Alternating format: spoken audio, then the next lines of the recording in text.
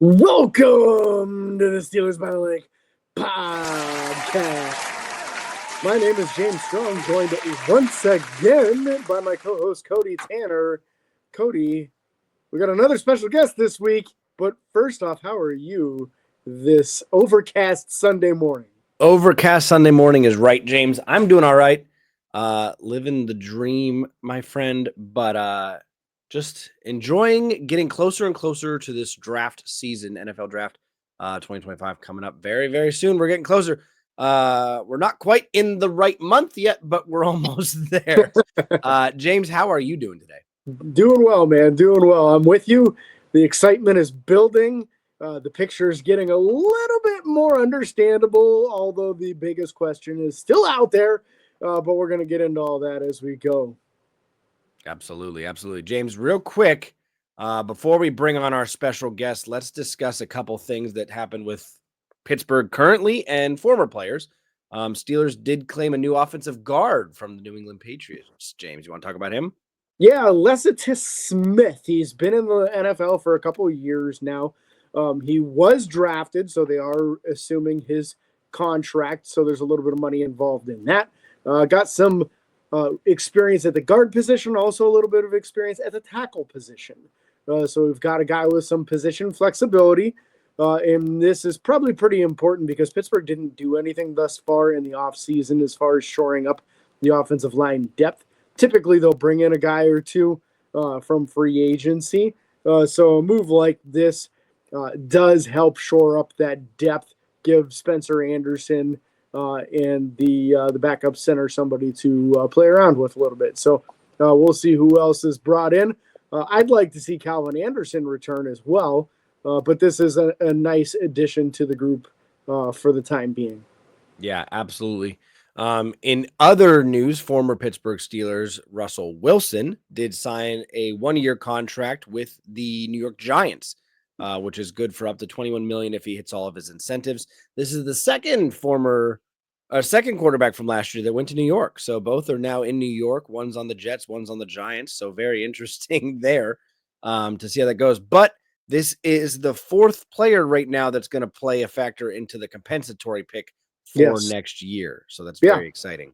Yeah, and it feels like this is just Pittsburgh playing chess while everyone accuses them of playing checkers. It's a long play for next year's draft class to really load up, and not just load up on draft picks, but ones of good value.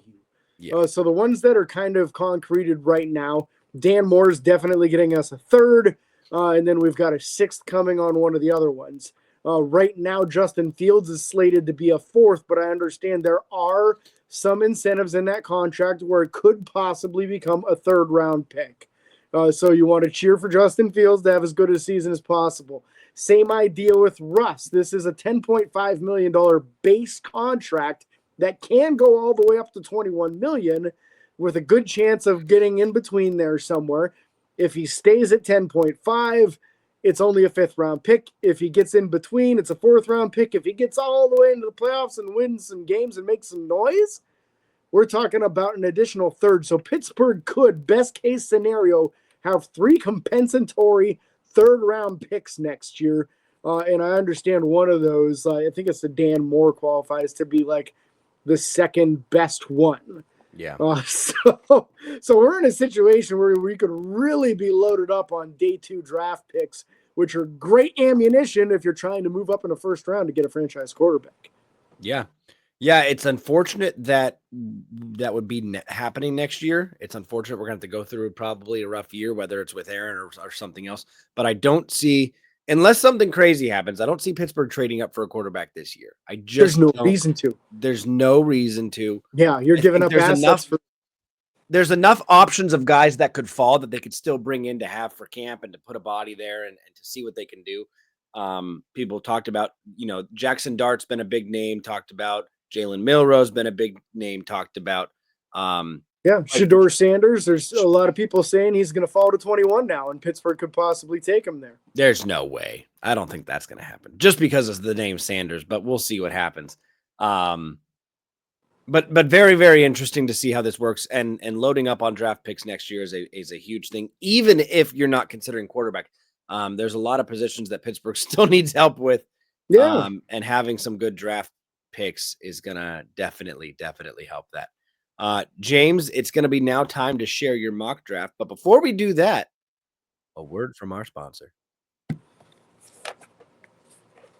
So, supporters of Steelers by the Lake podcast include the Edinburgh Hotel Bar, serving a variety of lunch and dinner items every day from their location at 100 Meadville Street in downtown Edinburgh.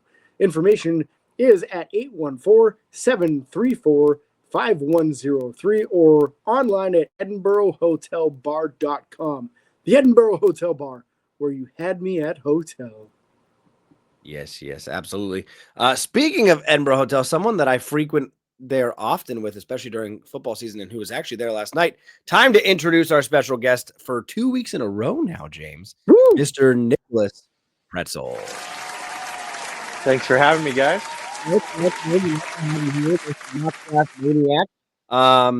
How was dinner last night? It was wonderful. Went there with the wife. We were catching some of the March Madness games. It was a great atmosphere. They also had the Pittsburgh Pirates game on. So if you're not familiar with the hotel bar, owner Pat is a great guy, and he's always got the Pittsburgh sports on. Whenever they score, the sirens go off. It's a wonderful time. So had myself a big juicy burger, and couldn't have asked for a better way to spend my Saturday night. So I know they're a sponsor, and it sounds like I'm just glazing them up here, but it's honestly very true. Great atmosphere, great place. If you have a chance, stop by the hotel bar. I may have to go there for lunch today. I haven't figured out what I'm eating for lunch yet. That may be the option. But James, so real quick for everyone that's listening or watching, James is going to share his second mock draft of this mock draft season. And then we're actually going to do one live on the show for you guys. So we're going to go through it, see the situations that we're in and kind of view all those things. So we will be doing that after James shares his. But James, the floor is yours. Let's see what we can do in this draft. I'm excited to hear what you got. So changing gears a little bit, you guys, if you've been listening for a little while, you heard my first one on the season, and that was before we made the trade for DK Metcalf, so I had a second-round pick to play with, which is a lot of fun, but I don't have that this time around. So I went a completely different direction, and I'm hoping to catch some people off guard completely. It's not anything that Nick has done. It's not anything that Cody did, so I'm going to try and introduce some more thoughts and some new names here to the group. So first round came around, and I wanted to do something that I think is building a little bit of momentum. So with the first pick in the 2025 NFL Draft, the Pittsburgh Steelers select Nick Emmanwori, safety. So there's been an increasing number of interviews and pro day visits by the Pittsburgh Steelers front office with the top safeties in this class, whether it be Malachi Starks, Nick Emmanwori, the Watts kid, all four of the top recruited prospects for this year's draft class. Pittsburgh has met with all of them.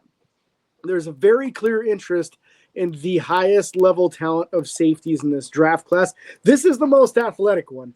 Nick weighed in at 6'3", 220 pounds at the NFL Scouting Combine and ran a 4.38 40-yard dash. So you're talking like Cam Chancellor size guy, but with Troy Polamalu speed. So a completely different game-changing kind of guy. Somebody who could be a tight end eraser, a stud against the run, and can cover as well. Just a tremendous asset for any defense.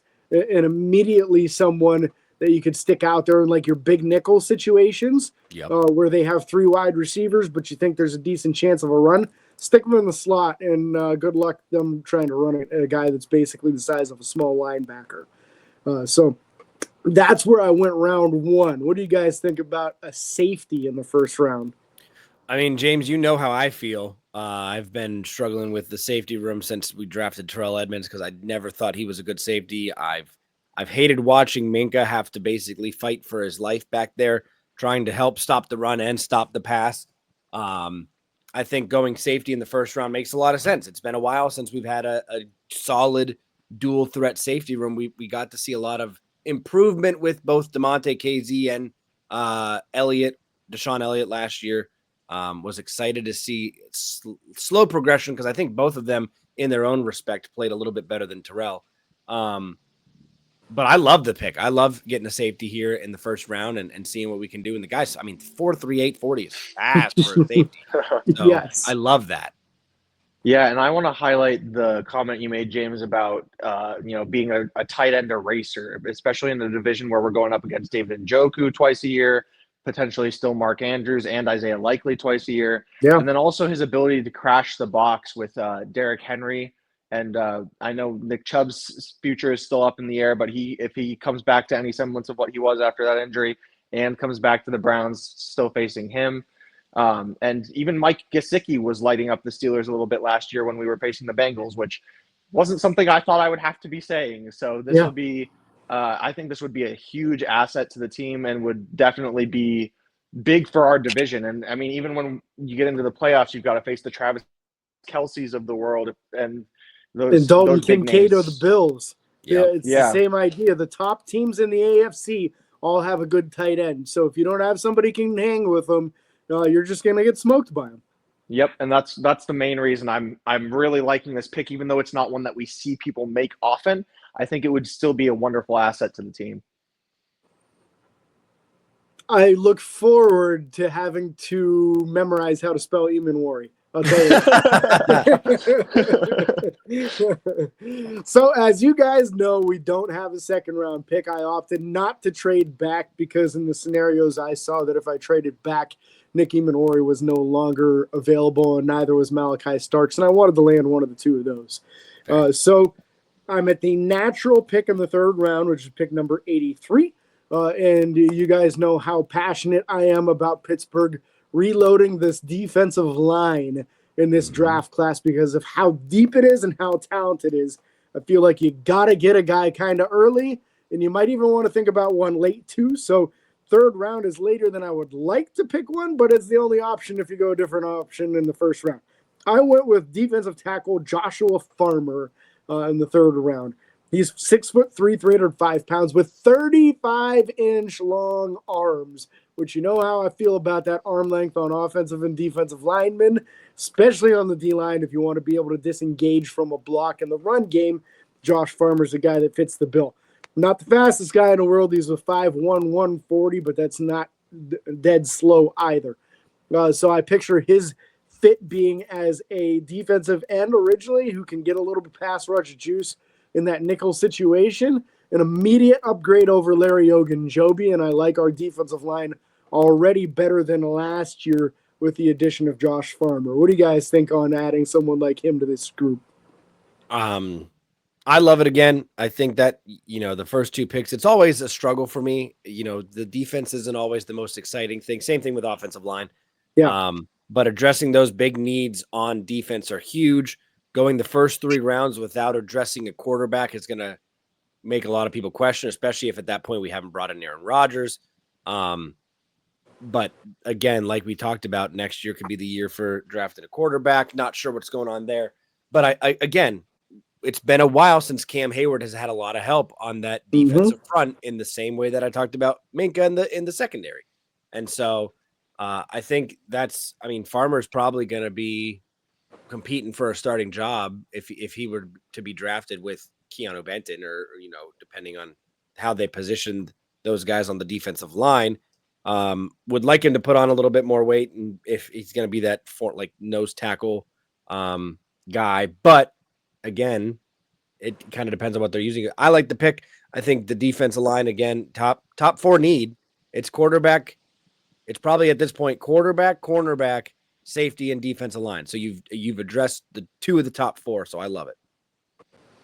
Yeah, football is won in the trenches, as we always say, and to be able to bolster a line with a guy of that size is huge. I know there's a couple of guys that go earlier in the draft that I think might be a little bit more athletic, but to be able to have that kind of frame and to be able to kind of bully those guys around, I don't think he necessarily needs to be as fast. Kind of like you said, be able to disengage with those extra long arms of his. And if he can learn a couple moves from Cam Hayward or a couple moves from even TJ on the outside, that could potentially bolster his set of rushing moves. I think we could see him really explode on this offense. He's got it's the right time to get a guy like this because we've got the mentors that are there to sort of help him to develop further as a rusher, and to take a guy in the third round that can sort of develop into that. I think that's a good move. And like Cody said, definitely a top 4 need. And as you said, I would have liked to take a defensive tackle or a defensive end a little earlier, but with the picks we're working with and taking a explosive guy like Nick Emanwari in the first, I don't hate going DT next. Yeah, I think he'd be a nice addition to the room. And I think he'd be in your second wave on the nickel defense. I think you still stay with Cam Hayward and Keanu Benton on that first wave, and then bring in Nick Emanwari, or not Nick Emanwari, but Josh Farmer.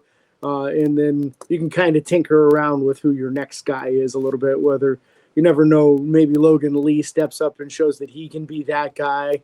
And we'll see how the rest of that defensive line room kind of shapes out here. But I had to bring somebody in because I feel like you can't go those first 3 rounds and not get one of these guys, because you're missing out on an opportunity for a guy that could be a starter for you for 10 years. And that's what Pittsburgh's been missing in drafts recently, in my opinion, is hitting on guys that get into their second contract. That's what they were so good at in the past. And it's not necessarily just first round pick, but your second, third, fourth round, you got to find starters in those rounds. And maybe not a starter year 1, but by year 2 or 3, you should be considering it. And by the time their rookie contract's up, you should be, we got to lock this guy down. We got to extend him. So I think that's something we could have with Josh Farmer. Now, 4th round, I'm again at the original round pick. So 4th round, pick 123. I'm addressing a position that both of you gentlemen addressed in your draft, but not the same guy, because it would be boring to do the same guy over and over and over. So I went with running back RJ Harvey. RJ is a lightning fast dude at 5'8", 205 pounds, ran a 4.4 40. So day 1, he's going to give you that explosive home run hitting capability that Pittsburgh just hasn't had in that running back room in a long time. You can slap him back there in the kick return duty and get Jaylen Warren off of that, which you can't afford to have your starting running back returning kicks anymore. So I feel like Pittsburgh has to address the running back room. In that 3rd through 5th range is where I think they're going to do it. So that's my vote, is RJ Harvey in the 4th round. I like it. Running back is probably I think offensive line would be considered the 5th need. Running back's probably the 6th. I mean, it's Jaylen Warren and the guy we just brought in from free agency right now. So there's Kenneth Gainwell. Yeah. Yeah. Gainwell. There's not a lot of depth there. There's not a lot of, you can argue there's a lot of experience. Gainwell's been in the league for a little while. But again, getting another guy that could be like a 1-2 punch and fight for that backup position. Jaylen Warren at this point, I'm pretty sure has that starting job shored up. But man, just getting another body back there that's fast and, kickoff potential as well. Hopefully we start seeing Calvin Austin a little bit more involved in the offense, get him away from even punt returns. Maybe you don't do Calvin Austin punt return. Maybe this guy can return punts. So I like the pick. Running back, again, another top need for Pittsburgh for sure. I'm not overly familiar with Harvey, so I'd have to watch some more of his tape to have more of an opinion. But again, I think it's a need for sure, and one I'd like to see addressed earlier rather than later, because I think we need a guy who can be a contributor. I think like Jaylen Warren, obviously we want him in the starting position for right now, and if you're not going to go running back in an earlier round, I think 123 is where you can get that type of caliber guy that can be a plug and play in your offense. Whether he's in that kickoff return role with Gainwell, or if he's more of like your change of pace back, give Jaylen Warren a bit of a rest and let him get off the field so he's not getting as much of that wear and tear from being your primary back. So love the pick. All right. So that means we've got a new safety, defensive lineman, and running back.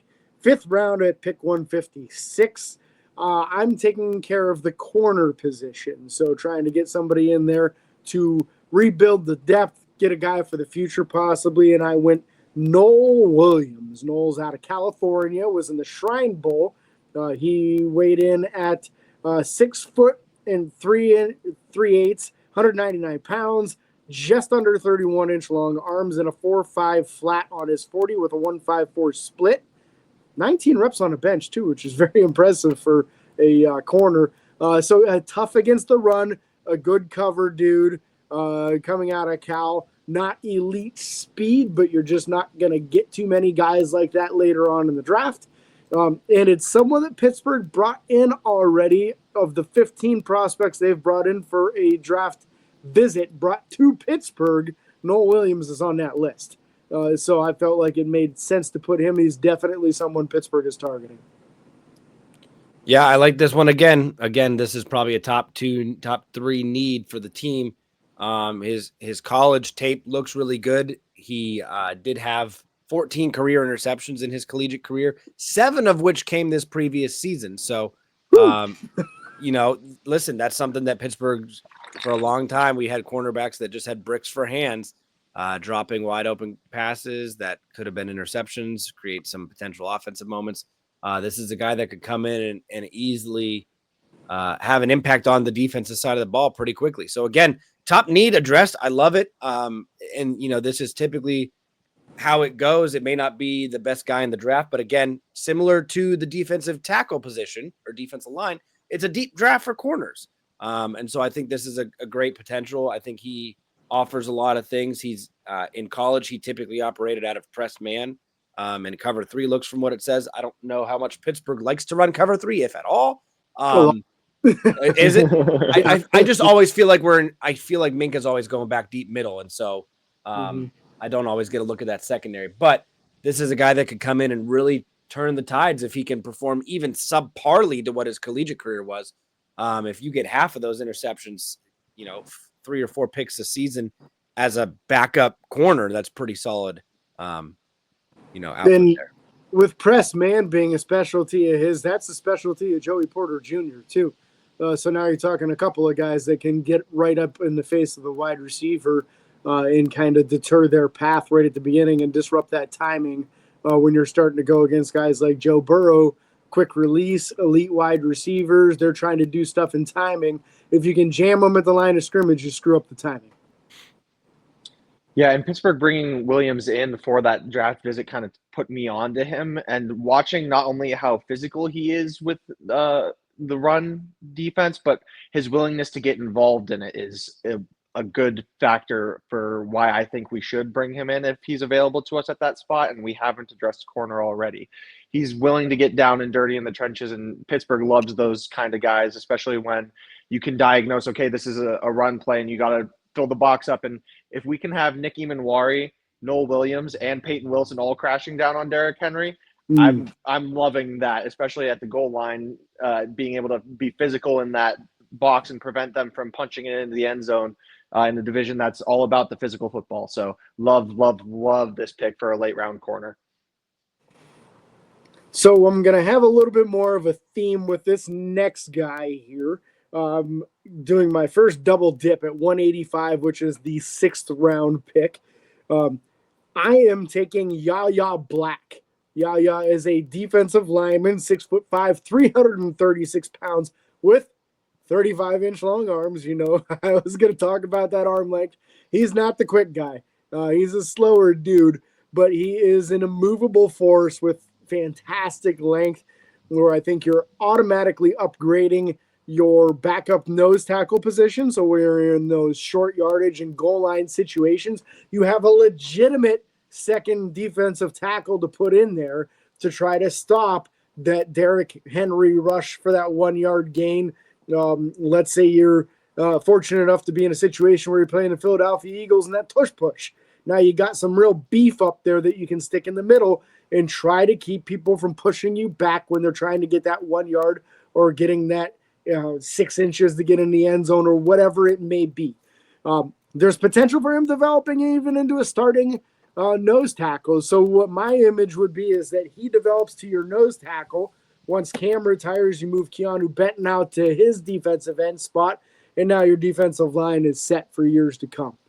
But I feel like we have to have a just like big run stuffing nose tackle to have success. And this is a guy who absolutely fits that bill.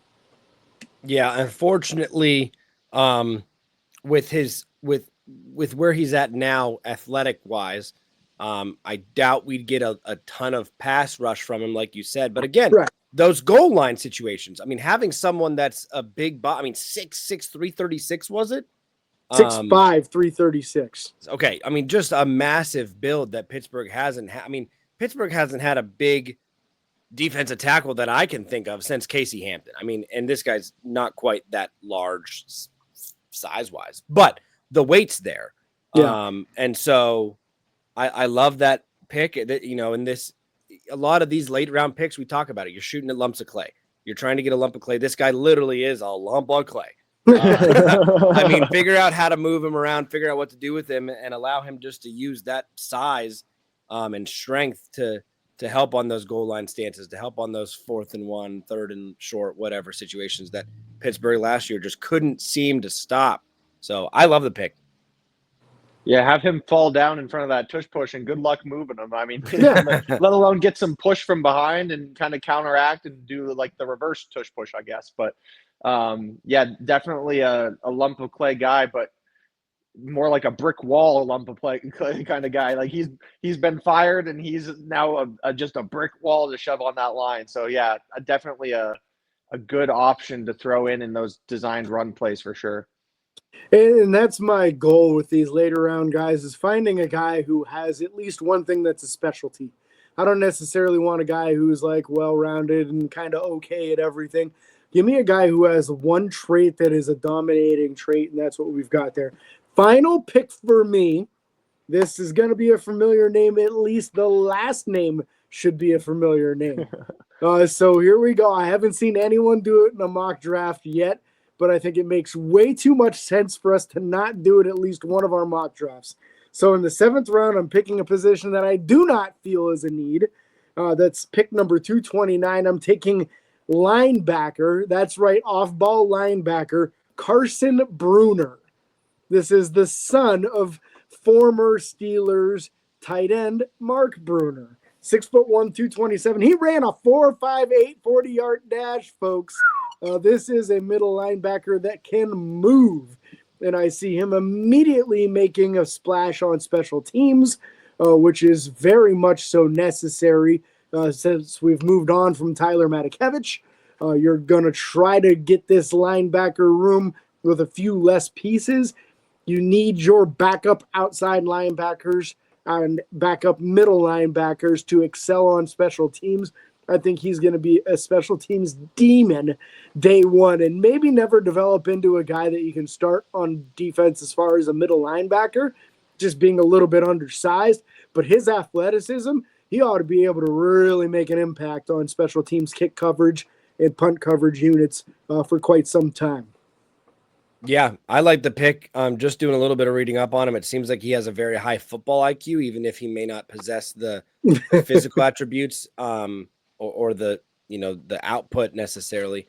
But again, I mean, what that reminds me of when I say that to myself, it reminds me of a freaking Josh Dobbs situation where, you know, Dobbs helped Ben on the sidelines. This is a guy that could very much see play designs and look at stuff and help the linebackers in there. But again, just a solid special team player as well. Tackle production was very high in college. And so getting a guy that has the pedigree from his father passed down, you know, and has been in the NFL, played for the Steelers. I love it. I feel like we've been getting those generational pieces. You know, you think about the Haywards, you think about the Porters. Yeah. Yep. So and Nick Herbig, you know, Herbig. his big brother was on the team, and you're seeing it over and over and over. There's a theme going on there, and it's too strong a one for me to ignore. And Mark Bruner's a scout for the team right now. In fact, he's in charge of like the West Coast. So he does that whole Washington area. And yeah, I think it makes a ton of sense. And I could easily see Pittsburgh doing it. You're just looking for somebody who can do something well, and that kind of athleticism at linebacker, I would love to see him flying around on special teams. Absolutely. Yeah, and you don't necessarily need him to be that contributor on the starting defense with the Cole Holcomb, Patrick Queen, and Peyton Wilson room already kind of filled there. So you can have him sit with those guys, and if he can end up learning the techniques and then maybe putting on a little bit more of the bulk or whatever he needs to do to develop and just contribute on special teams for the time being, then maybe in 4 years when you're down one of the or two of those guys, he fills in for one of them and he's either a bridge guy or with luck develops into a contributor on as a starting defender. So he doesn't need to be an immediate plug and play kind of guy, and that's what you're looking for in this kind of late round pick. So love the specialty, as you said there, that he can kind of do what he needs to do, and then, as Cody said, maybe be that sort of sideline advisor for the defense. I love it. Yeah, and I think you might even be able to carve a rollout for him in pass defense too, as a coverage linebacker. At 6'1" with a 4.58 40, he's going to be able to run with some tight ends and running backs. So as he develops as a defender, you might even be able to see him start squeaking onto the field in a nickel or dime role. Yeah, would love to see it. Would love to see the flexibility there. James, it's a solid draft, my friend. Thank you. Solid draft. I love how we're getting into different things now, and we're seeing different names. Now it is time to do a live draft. So very excited for this. We are going to do this right now, all 7 rounds. Are you boys ready? Yeah, man. Ready and willing. So if you're not watching on YouTube, we will explain kind of what's going on as we look through this first round. We do get trade offers on the thing that we're using right now. We can look through them. I don't think we're going to accept any. Although that one's not that interesting, actually. Pittsburgh would potentially consider that just with the next year draft. But I don't know if you guys want to just ignore these for this draft or look through them and actually discuss them, whatever you guys are feeling. Gonna have to get a little closer here because I'm not really able to actually see what. Here, I can make offered. it bigger as well. There we are. Yeah, actually, go as big as you can.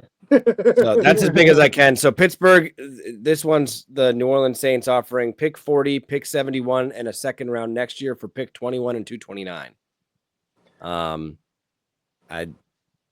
The only thing that's enticing about this is moving basically 229 up to 71 and getting that second round for next year. We also were offered the 26th and a second round next year from the Rams for the same 2 picks, and a lot of picks from the Miami Dolphins for this pick 21. We get 48, 98, 155, and a second and a third next year. I don't want to go all the way back to 48. That's too far of a jump to me. That's almost out of the second round. Same thing in my mind, kind of same thing with 40 here, unless you want to. Mm-hmm. Okay. And this one, we don't get another pick this year. So I don't think there's any point in accepting that one. What I have done in a lot of my mock drafts, as you know, my title of mock draft maniac down here, I'm doing a ton of them all the time. I will often counter the pick to move back later in this round and get a little bit of next year's capital. One, because the draft next year is in Pittsburgh, and I'm sure they're trying to stock up on all those kind of picks. Going to be going. So if you want to meet up with us down there, Cody and I are for sure planning on going. But in any case, sometimes that will also often prompt another trade when you go back to 26, and you can kind of build the capital there. But I'm fine with just skipping it and taking a guy here as well.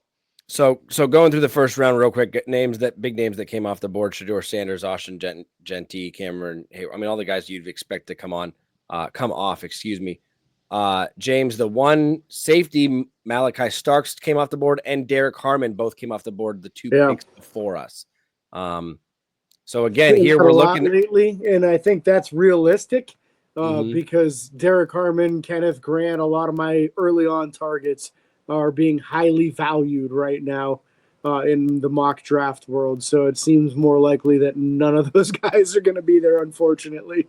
Yeah. So Nick Emanwari is here as well. You just talked about that. You also have Jahdae Barron, the cornerback from Texas, and then really Tyleik Williams, the defensive tackle, and Walter Nolan are the 2 other guys that I think we'd probably consider here. Unless you wanted to go offensive guard, Tyler Booker. I don't have a lot of details on Tyler Booker, 6'4", 321. Sturdy anchor at the guard who can dish out punishment, but not sure how much Pittsburgh's going to prioritize that offensive line when there's still big needs on the defense. The defense is something. So I don't know what you guys are thinking here. Well, maybe we look at the cornerback room, and I'm not in on Jahdae Barron because of the size and arm length. He's like 5'10" with 29-inch long arms, which the chances of a guy that size being a successful outside corner are extremely low. But I'm unable to read because the print's so small. Do we have Trey Amos available still? So Shavon Revel, the East Carolina 6'1", 194 corners here. Benjamin Morrison, 6 foot 193 is here, and Trey Amos is also here, 6 foot 195. Gotcha. So we got some nice options of guys who could be a good outside corner. If you wanted to go that direction, it's at least an option. Trey Amos is almost 6'1", 195 pounds, only 31 and a quarter on the arm length, but he did run a 4.4 340. 1.6, 10-yard split, 13 bench reps. So he'd fit the mold other than the arm length as far as height, weight, and speed. I don't have a 40 on Shavon Revel, so I can't tell you what we've got on him, but he's 6'2", 194 with great length. So if he ran a good 40 at his pro day, he should be someone to consider as well. Shavon Revel, and you're saying he didn't do anything at the combine? No, so we'd be looking for pro day results on him. But East Carolina, a lot of the top corners, I don't remember if Revel was one of them, but a lot of them are coming off of injury, which is why some of them haven't tested yet. I know Morrison was one of them as well that was coming off of a big injury last year. But I also know that from other drafts that I've done that Barron, as James said, projects to be more of a slot corner kind of guy because of that size. So I also like looking a bit more at Amos or Revel or Morrison if we're going to go with the corner here. Yes, Revel was injured, so he did not do anything at the pro day either. So I'm okay with the Trey Amos. I'm okay with trying something different here. The speed is very intriguing to me, especially when you consider the speed that's in the NFL right now with, we talked about earlier with your mock draft and the safety. There's a lot of those top teams have good tight ends. A lot of those top teams also have top speed wide receivers as well. So yep. I'm on board for Trey Amos in this position if you guys want to try something new. I like it. I think it'd be a fun thing to do and a possibility for Pittsburgh here. Because I think what we're going to see is there's a good chance that these top defensive linemen are all gone by the time Pittsburgh gets there. And then you're looking at the next available best defensive lineman being nose tackles. And I don't see the value in drafting a nose tackle in the first round. Yep. All right, Trey Amos it is. Unless, of course, that nose tackle can also rush the passer, then I'm in. That's my thing with Kenneth Grant is he's a nose tackle who's very good at rushing the passer. So I'd be perfect with a guy like Kenneth Grant. In fact, he would be one of my top preferences. That is fair. I'm not even going to entertain either of those trade offers that we just got. Grant or Harmon. If either of those guys are available, I'd be running the pick in. Yep. Run it in. So sitting here at 83, Jack Beck, wide receiver TCU, just went off the board. I'm just going to kind of scroll through here, name some guys that have came off the board that we would probably talk about or be interested in. Alfred Collins, defensive tackle. Jackson Dart went to the Cleveland Browns. Sorry for your lack of cheer now. I'm just trying to see who else here might have gone that we would be. Darian Porter, cornerback, even though we already addressed that. Kenneth Grant went at 47. Wow. That's a drop. They've got that wrong. So sitting here now, the first guy on the board is a running back, Quinshawn Junkins from Ohio State. And then you have a safety, Andrew Makuba from Texas. Not sure if you guys want me to look at a specific position. The first defensive tackle on the board is Shamar Turner, excuse me. Okay. I'm trying to see what else is here. Cameron Scatabo is still available. Just saying. Yeah, I would we could love use it. some new names though. I know. Since you guys have used him in both your mocks already. I think I went with Travion Henderson in mine actually, I think you because did he was too. available at the third round. I mean, I can tell you, but I'm pretty sure you went Scatabo. Oh no, you did. And Quinshon Judkins being there would be the other guy that I would like to take if we do go running back. And he was the other piece of that two-headed beast in the Ohio State run game. So he's definitely a high-profile running back kind of guy, but I don't think running back is the biggest need. I think it could be addressed later on in the draft. Yeah. But he's definitely a enticing prospect to see still available in the third round. I was looking up some stats on Andrew Makuba. He's only he's 5'11", 186, with a 4.45 40. He interests me a little bit there, but I feel like Pittsburgh's looking for more of the size at that safety position that James drafted earlier. I don't know if that's really worth looking at. There's also Ransom, the safety from Ohio State, is here as well. Could be a depth piece at that safety position. What do we have on available defensive linemen, Cody? On D lineman, you're looking at Shamar Turner, Joshua Farmer's here, CJ West, Howard Cross, Jordan Phillips. Those are the top 5 guys. Joshua Farmer, again, that was a guy that I I liked. So if we went the Jordan Phillips route, he's known for being a dominant run stuffer. Mm-hmm. He's not the biggest dude in the world. He's 6'1" and 5'8", 312, though, with shorter arms, but 29 reps on the bench. If you went that route, you've got a dominant run-stopping nose tackle, and you can kick Keanu Benton outside the defensive end, where I think he's a little bit better of a fit. I'm already down for that, just for the simple fact that I don't want to go later than the 3rd for our first defensive lineman. I agree. Yeah. Yeah, that would concern me, is waiting too long to get one. And at least that's somebody who we know they've got an extreme specialty in one area. Yep. All right, Jordan Phillips it is. Advancing to pick 123 now. Will Howard just went to the Tennessee Titans, in case anyone was wondering. Well, I'm kind of glad because I know Pittsburgh's high on him, and I don't think we want to be addressing the quarterback with Will Howard, but yeah, that's my personal preference. So we can talk about this trade offer, and you guys can tell me if you want to do it or not. Philadelphia is offering us pick 134 and 161 for 123 and 229. Are we able to hide that for the time being so we can see who's available? Because I don't hate the trade, but I would like to see what the options are here first. Yeah. So Billy Bowman, safety from Oklahoma, is the first name on the board. He's only 5'9", 192. Kobe Bryant, the corner from Kansas. Then you're looking at, I'm trying to look for needs. Quinn Ewers, quarterback, is here. Howard Cross, the D tackle's here.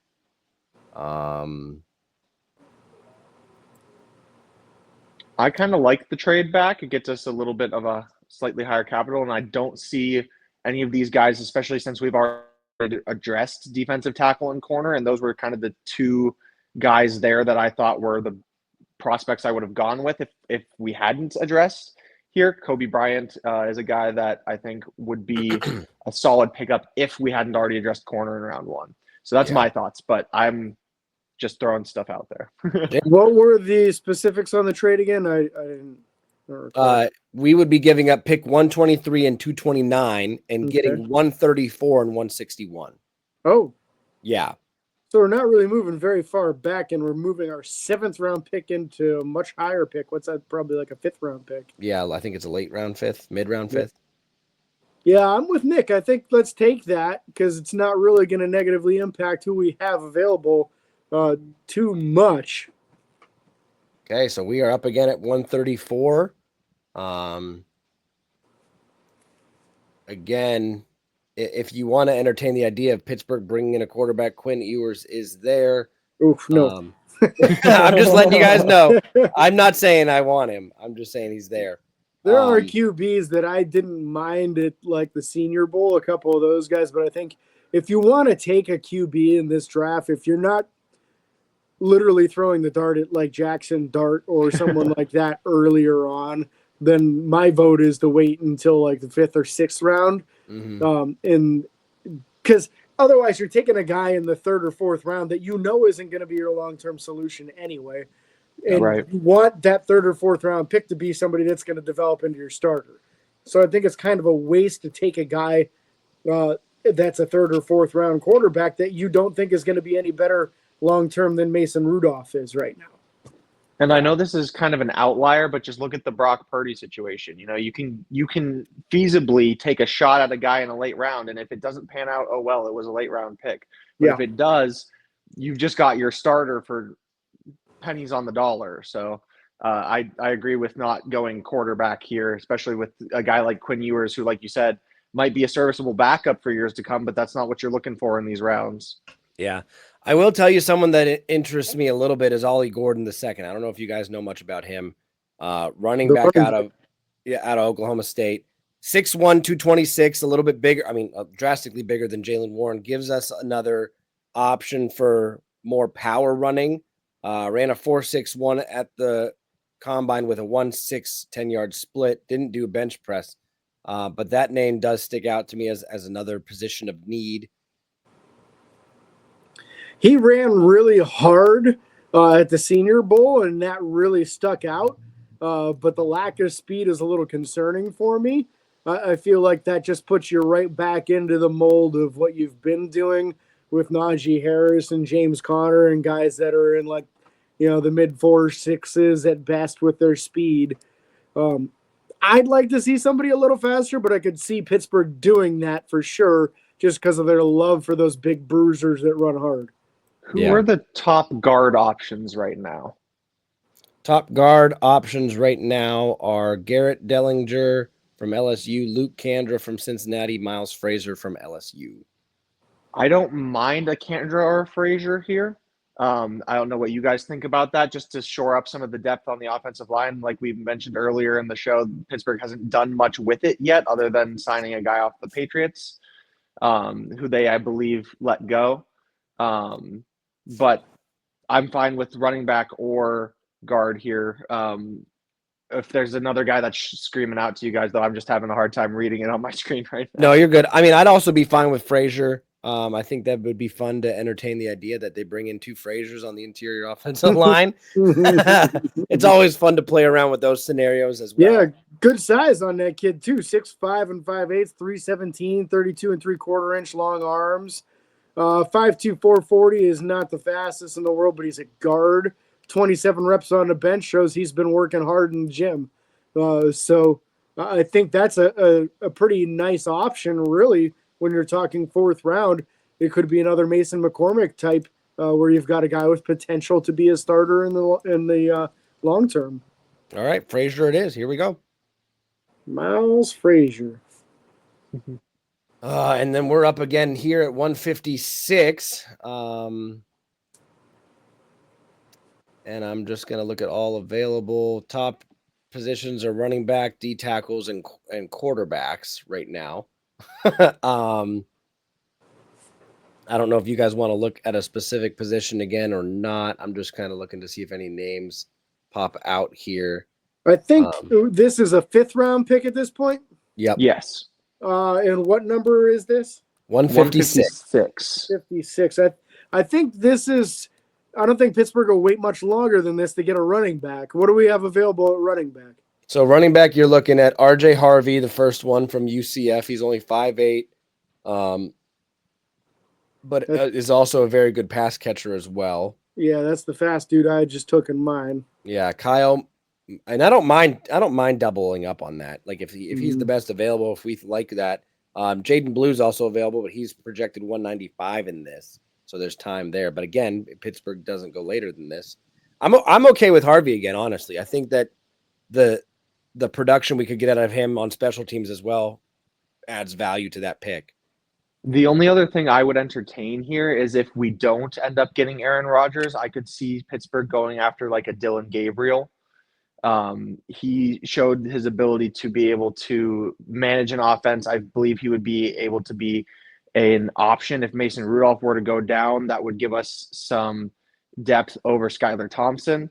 But it would depend again on whether or not we land Rodgers. Because if we have Rodgers, then there's not a need to take a quarterback here, and I don't know that there necessarily even is without Rodgers. But I think that would be something that Pittsburgh might consider.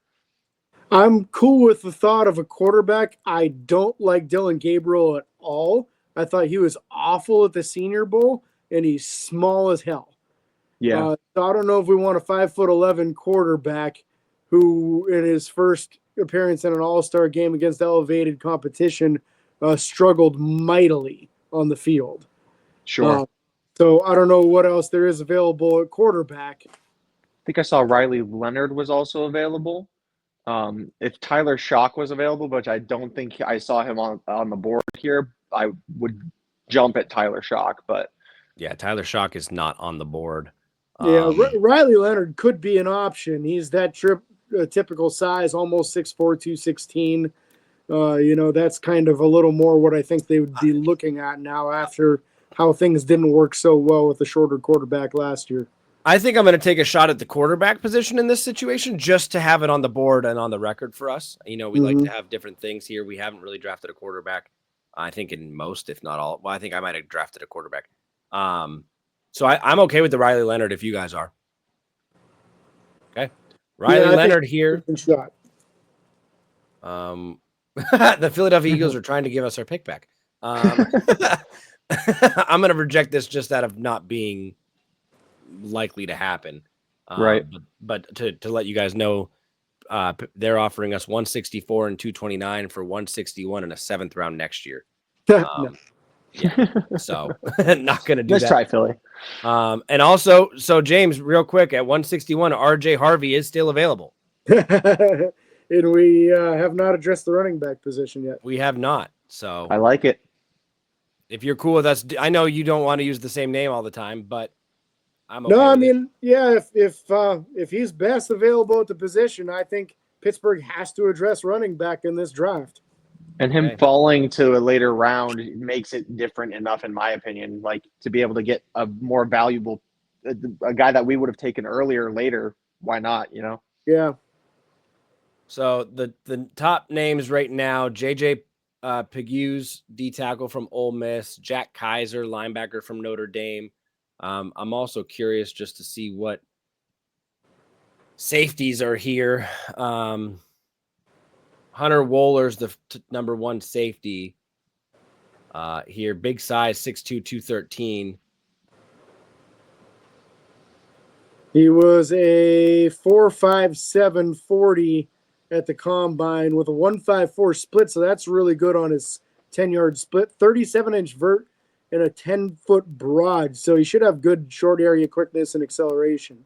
Check Maxon Hook from Toledo, safety as well. I'm curious. Hook was a Senior Bowl guy, 6 foot and 4/8, so 6'1.5", 202, 4.55 40 with a 1.55 split. Did not bench, 34.5-inch vert, 10.4 on the broad. So similar athleticism. I feel like I don't want to go much further without taking a safety, or unless we double dip at that defensive line position now. So the thing to me, look at the safety room, like realistically, the top 3 spots are concrete, and then you figure Miles Killebrew into that as well. Yeah. So if we take a 6th round safety, he's just competing with Watts from last year. You wouldn't expect him to take a spot from Juan Thornhill or anyone higher up the depth chart. But JJ Pegues, on the other hand, they did bring him in already. So he's a possibility. An athletic dude with experience as a goal line fullback and 7 touchdowns in his career, I believe, rushing also. Dang. Also some experience as a tight end. So he's definitely someone on their radar. Okay, so look up one more guy, and then if not this guy, we'll probably go JJ, but check Ricky White, wide receiver, UNLV. Pittsburgh still always takes a shot at freaking wide Ricky receiver. White is a wide receiver that I've been high on, and I know we haven't talked about him much on the show, but I believe after we ran my mock, I mentioned him a bit. Electric special teams guy. Watching his tape, he can get the separation, and he also has been known to block a punt or two. So I could see him being an early contributor on special teams, and then might be able to make his way onto the wide receiver depth chart after a little while. But I've been very high on Ricky White for quite some time. Loved the tape. But James, if you got some of his measurables up there. I got you. Yep. He's 6'1", 184. He ran a 4.61 40-yard dash with a 1.55 split, 36-inch on his vert, 10.3 on the broad. So it should be good short area quickness and acceleration, just not good long speed. I don't know. I think I'm up for a 50-50 between a wide receiver and that second D tackle right now. I think part of his game too is also coming from his experience as a route runner. Like he's able to make guys bite on things, and so it's not necessarily his speed that gets him the separation, but just able to kind of shimmy his way through and make guys bite on moves. All right, they've already met with JJ. We traded for DK. I still think Pittsburgh has a chance of drafting a wide receiver or obviously bringing some in undrafted. I say we go JJ with the pick. He's a steal here, listed at 148 at 185. I like it. I just wanted to give my Ricky White. No, I'm with you. I'm with you.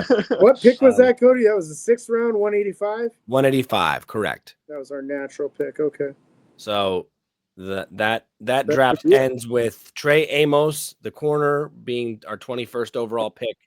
And then Jordan Phillips at 83, Miles Frazier from LSU, the offensive guard, at 134, Riley Leonard, quarterback, Notre Dame, at 156, and then RJ Harvey, running back from UCF, at 161, and JJ Pegues, defensive tackle from Ole Miss, rounding that up. So that'd be a solid class, man. Especially if we don't get Rodgers. I wouldn't mind not taking a quarterback if we get Rodgers, but with him still contemplating retirement or the Steelers taking a quarterback there, I think is a good idea. But if it might free up a pick if we can land a quarterback. I agree with Nick completely on that. If you end up signing Rodgers, don't bother drafting a quarterback. I don't want to see another situation like the year they took Kenny Pickett and then grabbed the guy in the 7th round and he didn't get a single snap all preseason long. Yep. Well, no point in having a late round dude that you don't even have the time to put on the field. Yep. All right, y'all. That's going to wrap up today's show. We're excited. This is technically draft 4.0 and 5.0. Yeah. So looking forward to a few more mock drafts. We might do one live or a couple live. We might actually go live on Facebook and YouTube and share that with you guys. We will post to social media if we get that planned and scheduled. But again, can't thank you guys enough for listening or watching. Be sure to like and follow on Facebook, Twitter, Instagram, TikTok, and YouTube. Subscribe, ring the bell. It's free. Doesn't cost you a thing. Don't forget the 5-star reviews in our podcast. Make James very happy. And until next time, this is your host, James and Cody, with special guest Nick Pretzel, the Mock Draft Maniacs, signing off. Peace.